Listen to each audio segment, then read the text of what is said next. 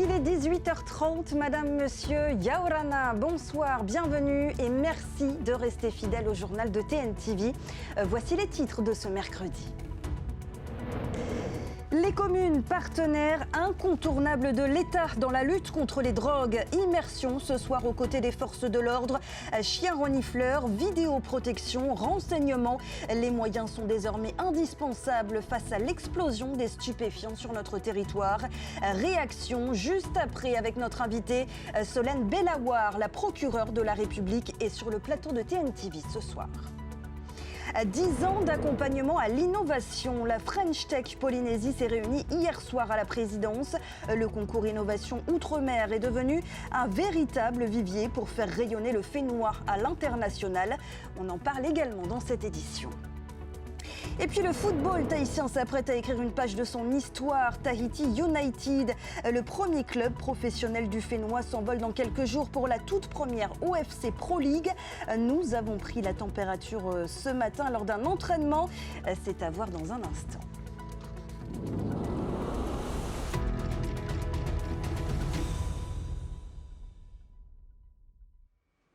La lutte contre les stupéfiants ne se joue pas seulement au niveau de l'État. Les communes sont elles aussi plus que jamais mobilisées.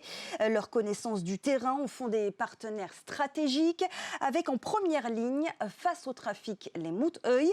Nous sommes allés à leur côté sur le terrain. C'est un reportage d'Esther Cuneo, Veimi Tierlo et Heimanu Manutei. Entraînement de routine ce matin pour Pocket, chien vedette des Mouteuil de Papeete. L'animal fouille les moindres recoins à la recherche de drogue, mais pas seulement. C'est quoi? Des cartouches. Couché.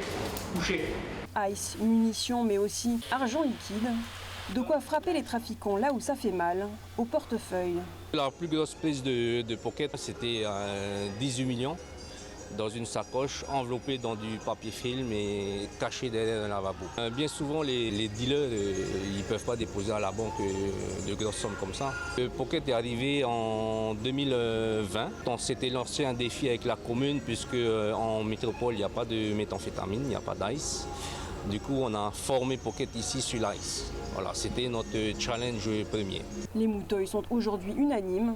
La consommation d'ice est de plus en plus visible dans les rues. On a remarqué des comportements de personnes qui sont très excitées lors des interventions. Ce n'est pas seulement lié à l'alcool. On voit aussi beaucoup malheureusement de personnes sans abri qui ont plus de leur tête. On suppose que c'est beaucoup lié aussi à la drogue malheureusement. En témoignent les sollicitations de la brigade cynophile qui ont explosé en l'espace de 4 ans. Plus de 80 en 2024, contre une quinzaine seulement en 2020. Aujourd'hui, on a 2 chiens opérationnels et 2 autres chiens en formation. Avec tout ce qui arrive sur notre territoire, je pense qu'il en faudrait encore une dizaine de chiens facilement. Sur le terrain, la police municipale agit en appui des enquêtes judiciaires. Sa force, la connaissance des quartiers, des habitudes, des points de deal. Du côté de Punaouia, la vidéoprotection est devenue un outil central des Mouteuil. Au total, 70 caméras couvrent les zones sensibles, contre une dizaine dans les années 2010. Il nous aide à avoir un œil un petit peu partout sur la commune. À défaut d'avoir des policiers dans tous les recoins de la commune, on a des images, on a des caméras qui surveillent un petit peu toutes les voies publiques et toutes les zones et les sites sensibles de la commune. Est-ce que vous avez plus de réquisitions aujourd'hui qu'avant? Oui, on a beaucoup plus. Tu peux nous dire de combien à combien c'est passé?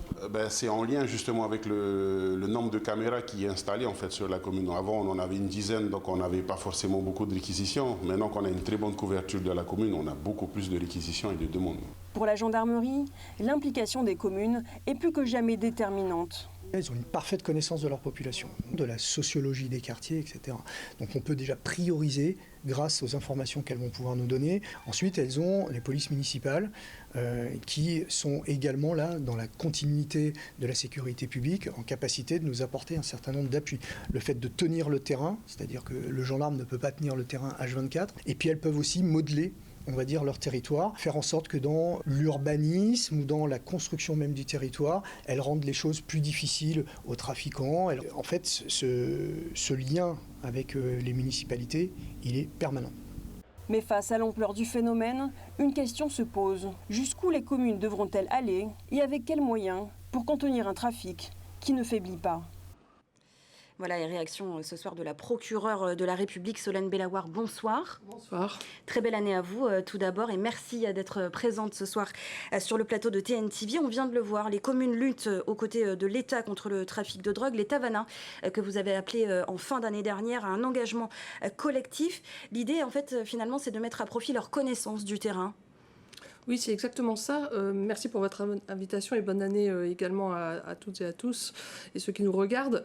L'implication des Tavana dans la lutte contre l'insécurité d'une manière générale et dans la lutte contre la consommation et les trafics de stupéfiants, elle est essentielle et c'est pour ça aussi que en fin d'année dernière, j'étais aux côtés de Monsieur le Haut-Commissaire pour présenter le plan de lutte anti-stupéfiants aux Tavana et recueillir leurs observations. Pourquoi ? Parce que ce sont des acteurs essentiels, ce sont eux qui connaissent le mieux leurs ressorts et les administrés.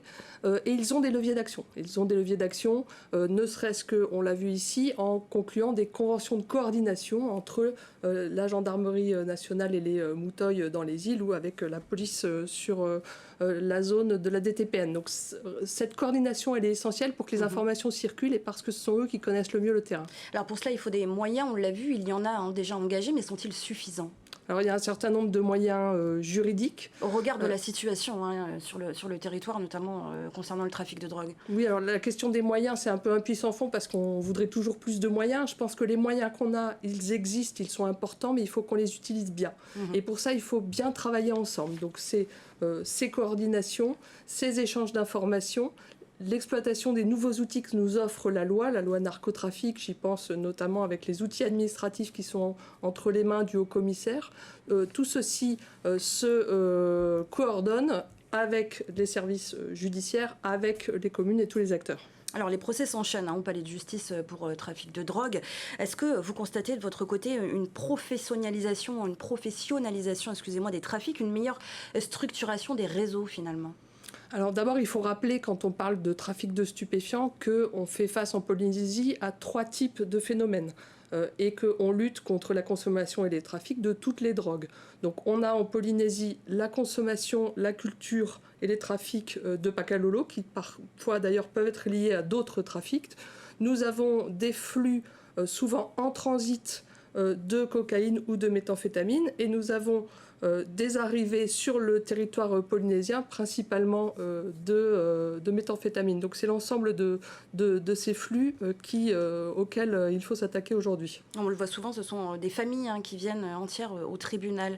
Ma question c'était celle-ci, est-ce que c'est toujours le cas ou est-ce qu'il y a une autre structuration aujourd'hui, peut-être plus professionnalisante ? Alors il y a une professionnalisation dans le sens où il y a une évolution de la délinquance. Et c'est là, par exemple, où ce plan anti-stup est important parce que la délinquance évolue, nous, on doit aussi évoluer dans les contrôles, dans la répression.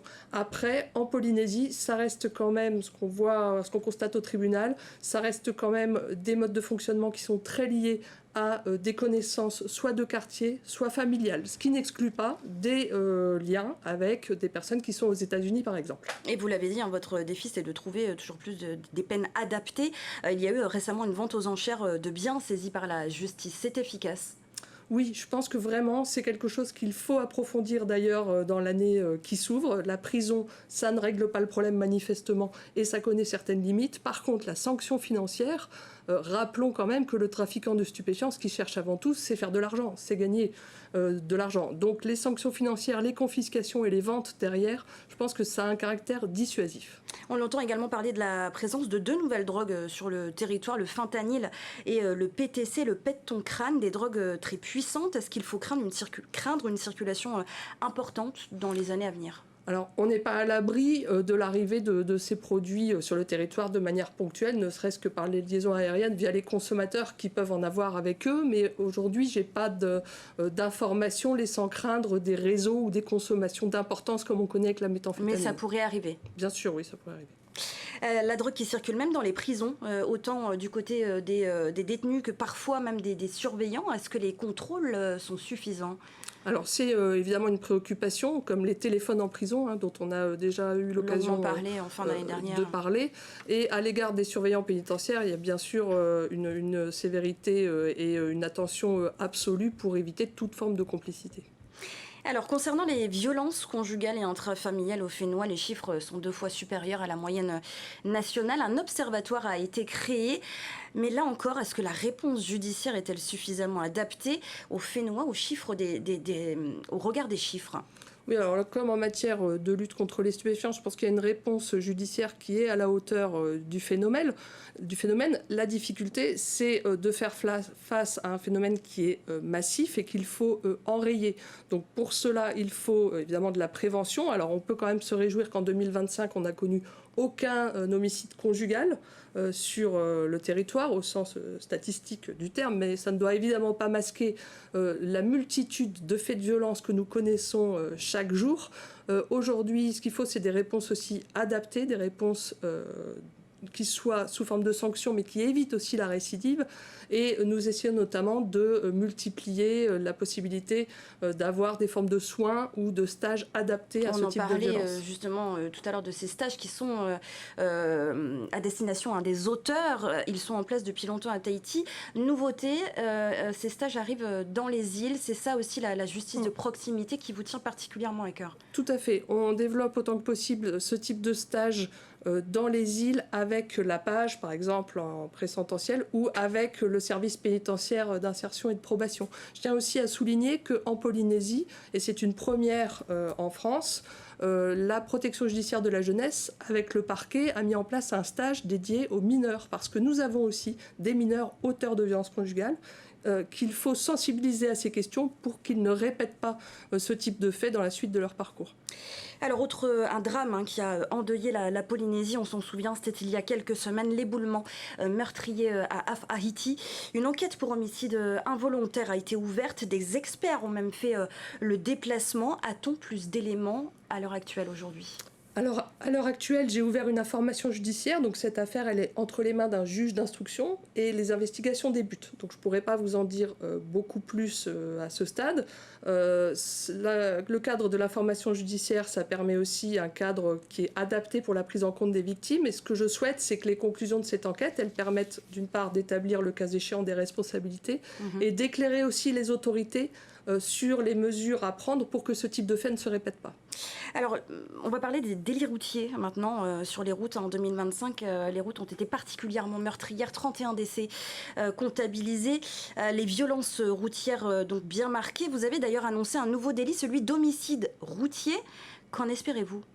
Alors, l'homicide routier, c'est un délit qui a été créé au plan national et qui permet, au-delà de l'aspect juridique, de mettre un nom sur ce qu'on appelait autrefois un homicide involontaire, ce qui pour les victimes est toujours très difficile à comprendre parce que on a le sentiment qu'une personne qui est alcoolisée ou qui a pris des stupéfiants ou qui roule sans permis, elle est davantage responsable qu'un auteur d'homicide involontaire. Donc l'homicide routier, ça permet aussi de reconnaître les droits des victimes. Après, je tiens à rappeler que sur l'ensemble des morts que nous déplorons chaque année sur les routes, il y en a un certain nombre qui sont responsables de leur propre mort, si je puis dire. Donc on n'a pas toujours une enquête judiciaire derrière avec des responsabilités. Donc ça renvoie immédiatement à la notion de prévention. La réponse pénale pourrait-elle être renforcée dans les années à venir au regard de la situation sur les routes? Alors les réponses pénales sont déjà assez fortes. Là aussi, il faut probablement développer les réponses pédagogiques pour éviter là aussi la récidive. Les attaques de chiens, on en parle également, elles ont aussi beaucoup marqué en 2025. Récemment, un homme est décédé à Moorea, il a été mordu à 280 reprises.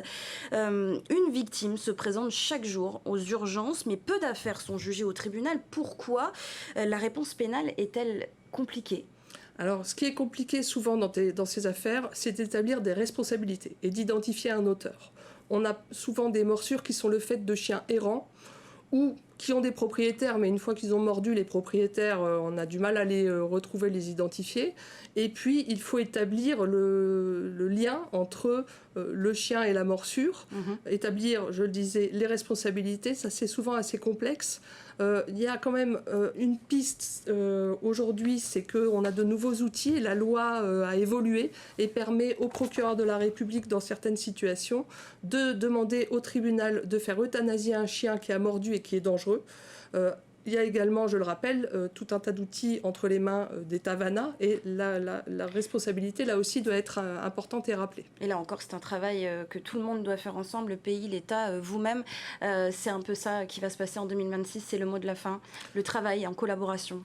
Tout à fait, je rejoins cette idée force. Je pense qu'en 2026, on l'aborde avec une nouvelle dynamique, ou en tout cas un élan qui est collectif, et on travaille entre les services de l'État et avec le pays dans ces différents domaines que nous venons d'aborder. Ça offre des perspectives et c'est encourageant. Merci beaucoup, Madame la procureure, d'avoir été notre invitée ce soir. Merci.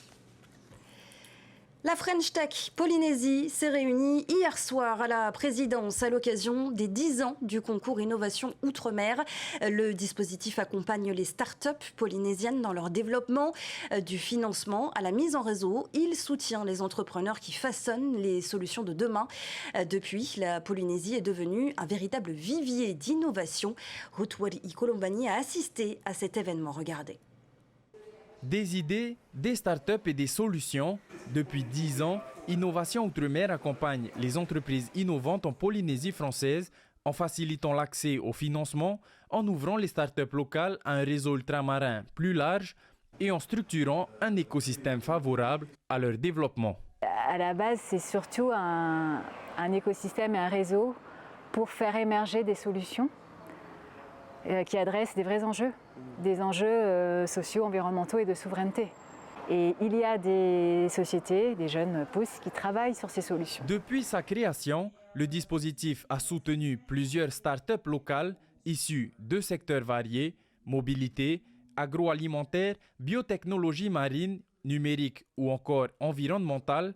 Certaines entreprises toujours en activité poursuivent aujourd'hui leur développement. Nous valorisons les huîtres perlières, donc nous les transformons en poudre pour l'amendement calcique. Donc nous travaillons déjà avec des agriculteurs polynésiens. Effectivement, je suis lauréat du concours Or Bleu de cette année, donc c'est emblématique parce que ce trophée représente tout le travail qui a été mené depuis plusieurs années. Et parce que les relations sont essentielles, Innovation Outre-mer se positionne comme un outil de mise en réseau en reliant entrepreneurs, institutions et partenaires économiques en Polynésie et dans les territoires ultramarins. Ça nous a permis aussi, notamment sur Paris, et puis quand je suis allé en Guadeloupe ou en Guyane, de voir d'autres ultramarins avec des problématiques similaires un peu à la Polynésie. Et on a pu beaucoup échanger sur comment eux ont réussi, comment nous on réussi, et de faire ces échanges. Très souvent au début, ils sont dans la recherche et en attendant, ils n'ont pas de recettes. Donc c'est pour ça que c'est bien que le pays vienne un peu subventionner pour aider ces porteurs de projets à faire mûrir le projet pour que ça devienne viable après, quoi. En 10 ans d'existence, le dispositif Innovation Outre-mer a levé 7 milliards de francs pour les entreprises innovantes ultramarines et a formé plus de 1500 entrepreneurs pour concrétiser aujourd'hui les solutions qui façonneront demain. Elle dévoile en ce moment même son maillot et sa composition. L'équipe Tahiti United, le premier club professionnel du Fénois, s'apprête à vivre sa première compétition, l'OFC Pro League, une saison de 4 mois à travers le Pacifique. Un véritable défi. Immersion ce soir dans les préparatifs à quelques jours du départ pour la Nouvelle-Zélande. C'est avec Oriano Tefau et Matai Horei. Dans la salle de musculation de Mahina, l'ambiance est studieuse et bon enfant. Avant de prendre leur marque sur le terrain, les joueurs s'attellent au renforcement. Tout le monde est motivé, hein. C'est la première Pro League. Comme on dit, on se rappelle toujours des premiers. Ils sont les premiers à lancer ça. Donc, mais toute l'équipe est très motivée. Les joueurs, mais également le staff, le bureau. On a tous hâte d'y être le 18. Tahiti United, c'est 21 joueurs, tous désormais footballeurs professionnels. 6 mois de disponibilité accordés, parfois au détriment du travail et de la vie de famille. Un engagement total. Une équipe jeune, moyenne d'âge 24 ans, du benjamin de 18 ans au doyen de 33 ans. 10 joueurs issus de l'AS Vénus, les autres recrutés à Tahiti, Moorea et même hors du Fénois. Et on a 2 joueurs qui viennent de Nouvelle-Calédonie, Joseph Attalé et Germain. Et on a un Fidjien qui arrive, lui il arrive demain par contre, et un gardien de but qui vient de Nouvelle-Zélande. Parce que c'est important, c'est d'emmener du sang neuf avec une nouvelle philosophie. On a besoin très souvent de choses que nous n'avons pas. On sait que les joueurs calédoniens, ils ont beaucoup d'explosivité. Voilà, donc on emmène quelque chose que nous n'avons pas pour tirer l'équipe vers le haut. L'entrée en compétition se fera dans le dur pour nos représentants. Premier match le 18 janvier à Eden Park face aux favoris, l'équipe australienne South Melbourne FC. Mais il vaut mieux démarrer par le plus difficile et puis comme je te dis, on n'a pas de pression particulière. On est là pour donner le maximum et on va se laisser le temps de progresser tous ensemble. Voilà, ça sera un gros morceau tout de suite, mais on n'a pas peur. On y va avec nos armes et on y va avec nos forces. Après l'Australie, un calendrier intensif. Vanuatu, Fidji, Salomon, Papouasie, 6 matchs en 3 semaines, des milliers de kilomètres sans le passer par Tahiti. Un premier pas historique avec un groupe soudé, motivé et prêt à porter haut les couleurs du Fénois. Il y a les pros et il y a les novices, comme ces adolescents qui ont participé à un tournoi d'escrime aujourd'hui, des vacances sportives pour ces jeunes issus de quartiers prioritaires. Outre les performances et le jeu, ils ont pu bénéficier aussi des vertus pédagogiques qu'offre la discipline. Laure Philibert a assisté à ce tournoi. Allez, vas-y, attaque, Afaro!